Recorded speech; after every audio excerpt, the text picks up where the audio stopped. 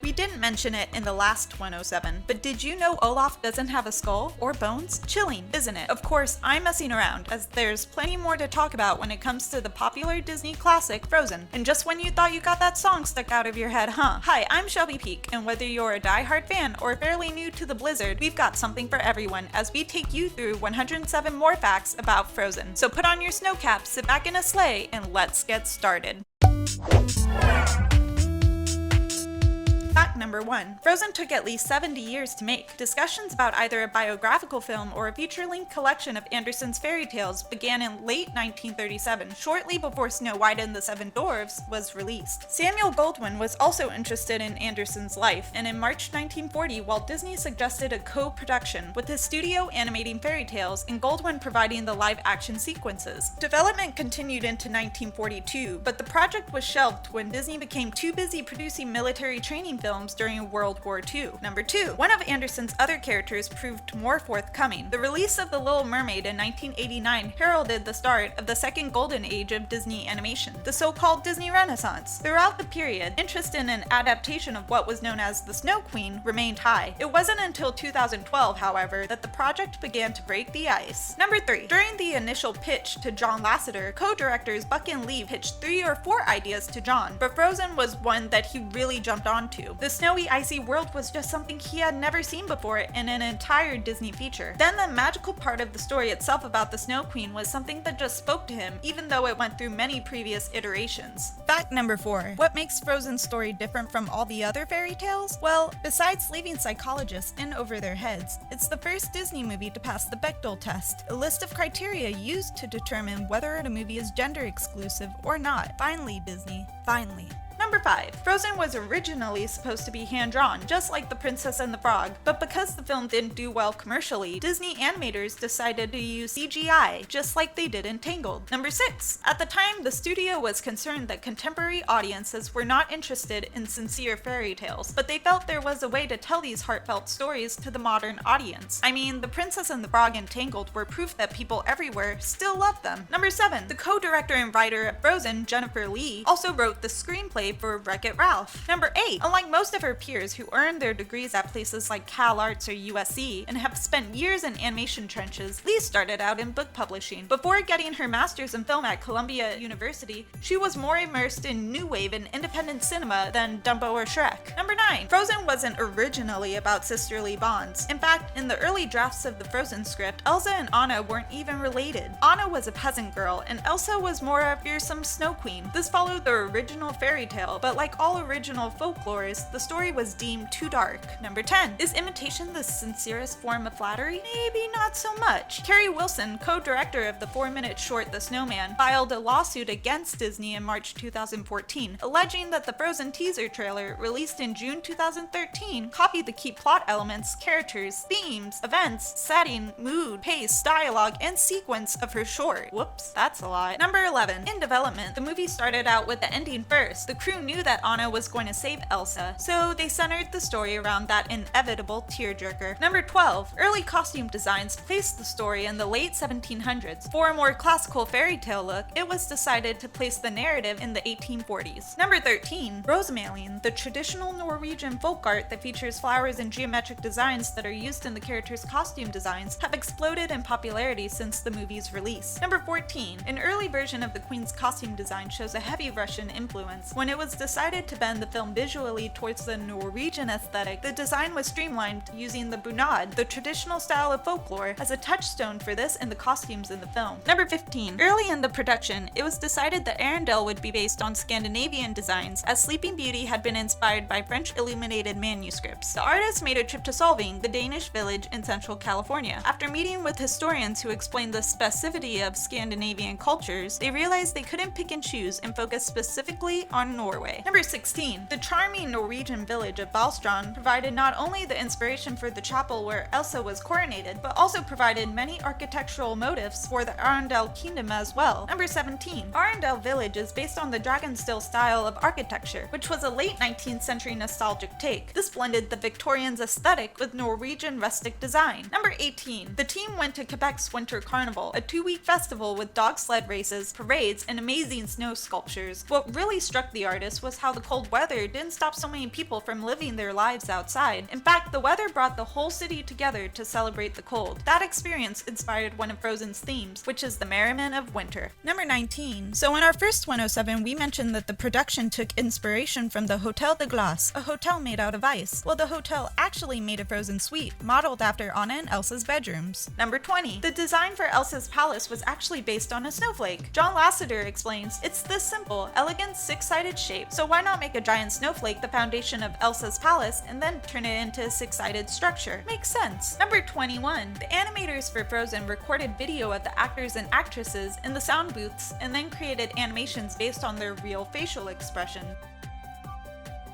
Real Disney princess. Number 22. Some of these effects used for Elsa's magic were in fact hand-drawn and not added by CG. This includes key scenes of Elsa using her magic to freeze water. Number 23. The System Matterhorn is a snow-generating software that was created specifically for this film. It works by taking a particle, like a snowflake, and creating parameters of how it behaves, or rather, how it moves, resulting in a simulated reality. Number 24. Just in effects alone, it took over 50 people to make the scene of Elsa building her ice palace during her musical number. According to the directors, it took forever to render. Number 25. Depending on the shot, it can take up to 40,000 computers and 30 hours just to complete one frame. Number 26. Part of the animation process included bringing in Idina Menzel to talk to DeSalvo, where up to 60 different animators were crammed into one small room to learn and discuss techniques, singing, and the most important aspect of all, breathing. The animators would take video recordings of Menzel singing "The Past is in the Past" and watch subtle things like diaphragm movement, neck tension, cloth, lighting, and breathing. If it would make the performance more believable, it would be included. Number 27. The animators brought in Dr. Ken Leblecq, aka Dr. Snow, I know, sweet name, from Caltech to learn about the formation of snow crystals. Number 28. Frozen was so popular that a short sequel titled Frozen Fever was created and premiered right before the live-action Cinderella film. The return of Arendelle made directors Jennifer Lee and Chris Buck a little nervous, seeing how much fans cared about Frozen and its characters. Thankfully, they got over this little bump on the road. If they didn't, we wouldn't have gotten this cute little short. Number 29. Kristen Bell's voice lends itself to the character of Anna. While viewing film recordings of the voice recording sessions, animators would notice subtle things like Belle biting her lip a lot. These subtle things were taken into consideration when animating characters. Number 30. Anna's catchphrase, "Wait, what?" is actually something that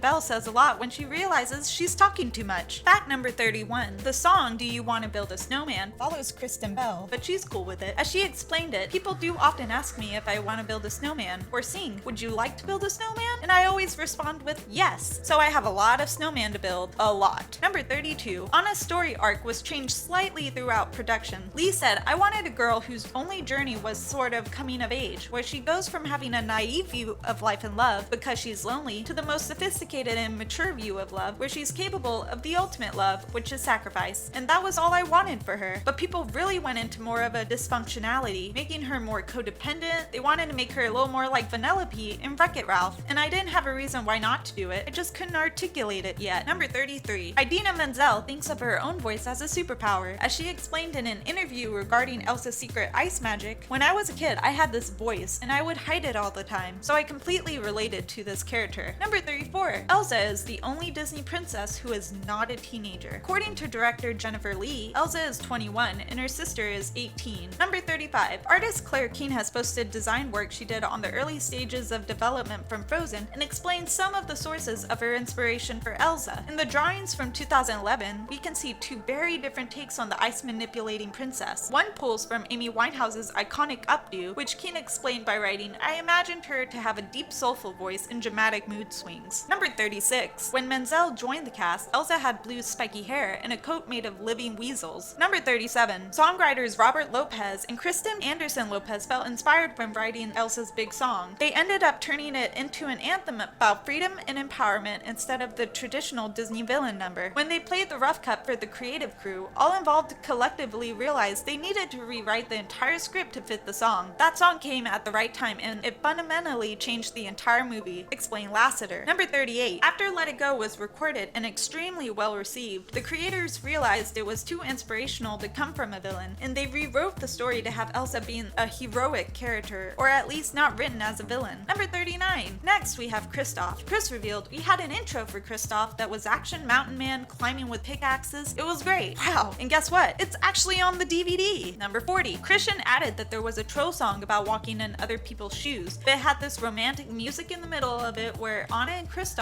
literally walked in each other's shoes and saw how each other saw the world. But it had a lot of lyrics about foot fungus. Well, that stinks that they had to remove it. Number 41. Jonathan Groff, the voice of Kristoff, isn't known for his singing, but he does. The crew kept fighting the whole process to get a Kristoff song, but Kristoff wasn't considered quite the introvert. As Chris explained, he's the type of character who wouldn't sing until Anna helped complete him, and by then we were into action all the way through the film. For the Broadway version, you can rest assured Kristoff will have a bigger, longer song. Number 42. On a side note, Chris also hinted that there is a ballad, a love song to Anna that exists in an undisclosed location. Do you know where it is? Leave us a comment. Number 43. Supervising animator Randy Haycock drew one test of a very awkward Kristoff trying to make small talk with Anna. When I'm animating a character, especially a male character, I look for traits I can identify with, he says. Kristoff really wants to be an ideal guy, but he's very aware that he's not, so he tried too hard. He fidgets and takes his hat off and puts it back on. I was always uncomfortable talking to girls, so I got that part of the character. Number 44. Like most Disney films, there is an animal companion. In Frozen, Kristoff, the main lead, has Sven, a reindeer, but the way the two communicate is different than when we have seen in previous Disney films. While the two look like they are communicating, it is actually Kristoff who speaks for Sven in what he thinks a reindeer would sound like if they could make words. So it may look like Kristoff is conversing with himself because he is actually saying what he thinks Sven would respond with. Number 45. They modeled the reindeer, Sven, after executive producer John Lasseter's dog, Frankie. They actually brought in a real reindeer, but he just stood there and didn't move, as you probably learned in the previous 107. Number 46. Kristoff is the only main character to not have a name with only 4 letters. Wait, Anna, Elsa, Olaf, Sven, Hans? Oh, Kristoff is just the odd man out. Number 47. In very early versions of the movie, Olaf was supposed to be one of the first guards of Elsa's palace. Chris Buck compared that version of the character to a trial run or someone's first pancake where the cook throws out the pancake when they find out it's burnt at the bottom. Sweet, but weird analogy to take, Chris. Number 48. Olaf had to earn his place in the film. Jennifer Lee says that he couldn't just be thrown in, that he had to have a purpose. And one of his purposes is that he is the embodiment of love between Elsa and Anna. Number 49. In order to keep from getting too complex, Chris Buck and Jennifer Lee wanted Olaf to have a childlike innocence. Like when a child makes a snowman for the first time where the heads are never perfect and the body is disproportionate. Number 50. However, animators complained about the snowman's lack of anatomy. Like Lotso in Toy Story 3, Olaf was extremely hard to render due to his lack of extremities. It's hard to make 2 sticks look real. Number 51. Olaf's song, In the Summer, was not the first song written for the character, nor was it the only song. Olaf, who is a snowman, doesn't have much experience with summer, and as a part of that twisted humor, directors Chris Buck and Jennifer Lee wanted to make sure that warm temperatures was the theme of his song. Before settling on In the Summer, Bobby and Kristen Lopez wrote a song that involved calypso. However, it was deemed too Sebastian by its directors, who did not want the same thing twice. Number 52. Who voiced the younger versions of Anna and Elsa? Katie, the daughter of Frozen songwriters Robert Lopez and Christian Anderson Lopez, and Aggie, the daughter of the writer and co-director Jennifer Lee. Number 53. Still holding that grudge about Hans? Well, Lee has shared that she views Hans as a tragic figure because he's a consequence of being raised without love. Remember, hug your family and show them that you care. Number 54. Ever wonder what a real-life Elsa looks like? Wonder no more.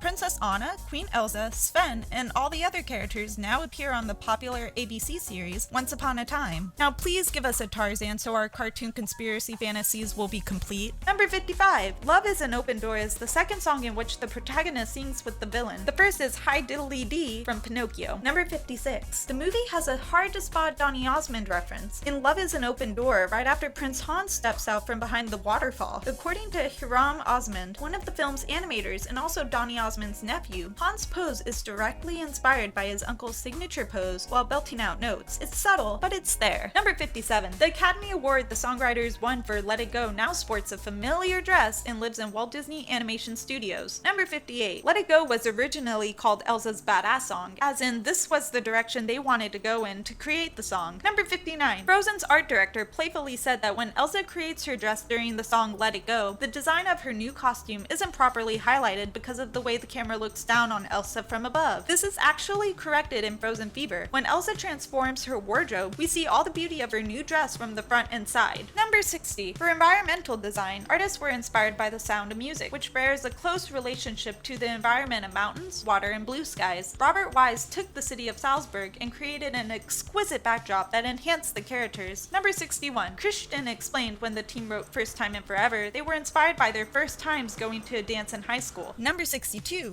Speaking of dances, the next time you want to plan that Disneyland trip, don't forget to see Frozen, live at the Hyperion. The Broadway-style show replaced the tenured and beloved Aladdin, a musical spectacular show, and is going through its daily dallies at Disney's California Adventure. Number 63. The Trolls were inspired by its combination of Book of Mormon and Kinky Boots cast members. It's not a coincidence that Stephen Oramus directed both. Number 64. It has been theorized that Oaken, the owner of Wandering Oaken's Training Post, might not only be Disney's first ever homosexual character, but could be its first depiction of a gay parent too. This is because after Anna is introduced to his family, it then shows another man in a sauna with 4 children. When Jennifer Lee was asked about Oaken's sexual orientation, she responded with, "We know what we made." But at the same time, I feel like once we hand the film over, it belongs to the world. So I don't like to say anything and just let the fans talk. I think it's up to them. Number 65. Excited for Disney's upcoming film, Moana? Well, there's a chance you'll see a little bit of Frozen in there. According to director Ron Clements, Olaf will make a brief appearance on those sandy beaches. Keep your eyes peeled. Number 66. There's a Mike Wazowski figurine on Oaken's desk right next to the troll figurines. Number 67. Elsa wasn't the only one going through a tough time. As Idina Menzel picked up the role as Elsa, she was going through some tough trenches balancing her family and work life with divorce and sickness. She admits, "Everyone talks about me being a role model for young girls, and that's not always the truth in my day-to-day personal life. I'm not constantly practicing what I preach." That's alright, Idina. Just let it go. Number 68. The flute was a musical instrument owned by Kristoff that he used to perform songs for Sven in the film. However, it had 4 strings, but only 3 turning pegs. Odd. Number 69. When Kristoff and Sven leave Anna at the castle and go back to the mountain, they're stepping in the snow, leaving footprints. But when the cloud appears over the castle and they return, there are no signs of their footprints. Is it an animation error or an intentional mystery? We may never know, so we should just let it go. And yes, expect to make us that joke an annoying amount of times. Number 70. When Prince Hans finally confronts Elsa, he is not wearing his sword. The sound of his sword being drawn is heard while Anna is on screen, and when Hans reappears, he has his sword in hand, but still no scabbard. Hans must have quite the hammer space. Number 71. When you think of a Disney princess with lots of hair, Rapunzel comes to mind. She was animated with 27,000 CGI strands of hair. Elsa blows that stat away. We said in our last Frozen 107 that Elsa had 420,000 CGI strands of hair, which is a phenomenal feat by the animators. But did you know that was even more than Tangled's Rapunzel? Despite her character having a huge emphasis on long hair, she has about 6% of strands that Elsa has. The average human has about 100,000 strands, meaning that Rapunzel has about 25% of the average human. Pretty unbelievable. Fact 72. It is revealed on Elsa's coronation day that Anna had stayed inside the palace the whole time that the gates were closed, even though the gates were closed only to control Elsa's powers. Anna wasn't a threat to society at all, and could have gotten a bit more life experience had she wanted to. Number 73. When Anna and Kristoff are thrown down the stairs by Marshmallow, Anna is missing her hat. Her hat is back on her head in the next shot. Number 74. On the eve of Frozen Fever opening with Cinderella, Disney had announced that Frozen 2 is beginning production. The plan was revealed during the Walt Disney Company's annual shareholders meeting on March 12, 2015 in San Francisco. Number 75. In Frozen Fever, Elsa's cold was originally going to spawn an army of mini Olafs, but the creators decided against it. Adam Tanswell says, "Originally, we thought it would be fun if a bunch of mini Olafs were created every time Elsa sneezed." Chris Buck admits, "Olaf is very special and we wanted to keep him unique, so we ended up with the Snow G's instead. They don't have arms and they don't really talk, but they are incredibly cute." Number 76. Chris Buck and Jennifer Lee returned as co-directors for Frozen Fever. Peter Del Vecchio returned as producer, and the new song Making Today a Perfect Day was created by Kristen Anderson Lopez and Robert Lopez. Number 77. All of the animators from Frozen wanted to come back to animate at least one shot on Frozen Fever, resulting in a large number of animator credits for a short film. They struggled to squeeze the animation phase of the short's production into a tight time slot in fall 2014, after animation wrapped on Big Hero 6 and before the studio's animators had to start working on subsequent features. Number 78. Every voice actor and actress from the original movie returns for Frozen Fever, including the likes of Idina Menzel, Kristen Bell, and Josh Gad. Number 79. Director Chris Buck says the movie took between 3 and 4 years to create, but Frozen Fever only took 6 months. It was great to return to Arendelle for a whole new adventure with the characters we love so much. much. Number 80. Elsa has a sniffling cold in Frozen Fever, which causes tons of pesky problems. Every time the Snow Queen sneezes, a mini snowman is created. So what are the cute new creatures called? We've named them Snowgies, reveals Chris Buck. It's a shame they had to let the idea go. Number 81. There's a lyrical Easter egg in the new short, which we hear after Anna expresses her concern that Elsa had a cold. Elsa tells her sister not to worry as she says, "A cold never bothered me anyway." The original line in Frozen is, "The cold never bothered me anyway." According to director Chris Burke, the idea came about because quite a few kids confuse A and the in that line from the monster hit, Let It Go. Number 82. In Frozen Fever, Elsa leads Anna on a scavenger hunt for her birthday gifts, which are connected with the long piece of colored string left in various parts of their home in Arendelle. The inspiration for that part of the story came from Frozen Fever director Chris Burke's own life. One Easter, he gave each of his sons a different color string, and they had to follow their own string through the house to find their Easter basket. Number 83. According to Frozen Fever's directors, the inspiration for the family portrait seen in the film's castle was the website awkwardfamilyphotos.com. Number 84. When young Anna points to a portrait and says, "Hang in there, Joan," she's actually speaking to a historical figure, Joan of Arc. She was considered a heroine of France for her role during the Lancastrian phase of the Hundred Years' War and was canonized as a Roman Catholic saint. Fans speculate that Joan, whom songwriter Leonard Cohen described as such a cold, such a lonesome heroine, acts as a sort of stand-in for Elsa. Number 85. During Let It Go, Elsa stubbornly declares, "Here I stand." As a Norwegian monarch, Elsa shows she's familiar with Martin Luther's apocryphal "Here I stand, I can do no other" declaration. Number 86. A fan sent Jennifer Lee a tweet saying that the fans had been calling Han's horse Lemon. She liked the idea and named the horse the Norwegian equivalent Sitchin. Number 87. Similarly, when a deleted scene mentioned an Admiral Westergaard, who was apparently in love with Anna and acting in opposition to Elsa, fans assumed he was the character that eventually became Hans and asked Jennifer Lee whether Westergaard would be Hans' last name. Since the Admiral was Hans in an earlier draft and the issue of Hans' last name never properly came up in the final script, Jennifer Lee confirmed that it was as good as a last name as any other. Number 88. Jennifer Lee has stated that Elsa suffers from anxiety and depression. Not surprising when you look at her childhood. Of course, that means she got better through epiphany therapy. Number 89. When letting her hair down during Let It Go, Elsa's braid passes through her arm. This mistake was actually intentional, as the animators claim her rig was so complex that they could either let her hair phase through or watch her braid crumble like an origami model. Fact number 90. Do you ever wonder about the origin of Elsa's powers? Initially, it was going to be explained through narration by a troll with a Brooklyn accent that a child is born with ice magic 1,000 years after a certain alignment with Saturn. It was figured that explaining it would cause more questions to be raised on how the rules of magic work and wasn't important to the plot of the film anyway. So that explanation was left out of the film itself. Number 91. As if the song Let It Go from the hit movie Frozen couldn't become more significant, you can now credit it with helping a child calm down during an emergency. In March of 2014, firefighters sang the tune to comfort a little girl after she became stuck in an elevator. Number 92. In the most damning accusation of life theft to be lobbed at Frozen from someone besides the parent of a 4-year-old, a woman named Isabella Tanekumi sued Disney for $250 million, claiming that its hit movie was stolen from her own story. While the official logline of Frozen is that it's inspired by Hans Christian Andersen's Snow Queen and takes place in an imaginary realm trapped in eternal winter, Tanekumi's argument is that it's a direct ripoff of her own yearnings of the heart, an autobiographical tale of her own immigration from Peru to America, the most dazzling snow kingdom of the world. Number 93. According to eyewitnesses, the Regal Cinemas Park Place Stadium 16 in Pinellas Park was forced to stall for time after technical difficulties delayed the start of the movie. A decision to play a filler cartoon went awry, and a sexually explicit scene ended up on the screen for 2 long minutes. Talk about a frostbite. Number 94. As of April 11, 2014, Frozen became both the highest grossing animated and highest grossing musical film of all time and the 9th highest grossing film of all time with the worldwide box office gross of $1.2 billion.